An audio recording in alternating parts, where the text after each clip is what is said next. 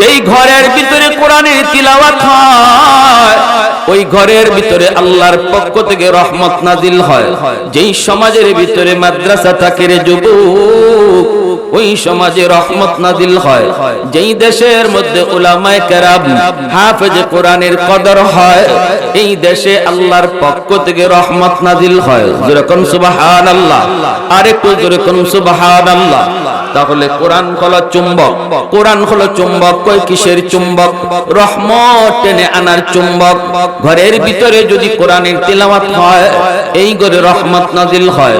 সমাজের ভিতরে যদি মাদ্রাসা থাকে, আপনাদের এলাকার জন্য এই মাদ্রাসা মদিনাতুল উলুম কওমি মাদ্রাসা, আল্লাহ পাকের কালামের ভাষায়, আল্লাহর কালামের ভাষায় আপনাদের গোটা এলাকার জন্য এই এলাকার মাদ্রাসাগুলি রহমত।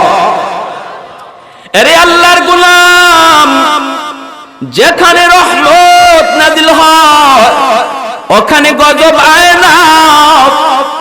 আল্লাহর রহমত যেখানে আসে সেখানে গজব আসে না রে।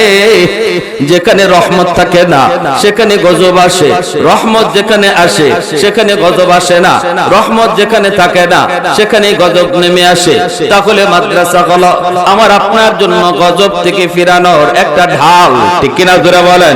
মাদ্রাসা গুলো আসমানি গজব থেকে বাঁচার জন্য ঢাল।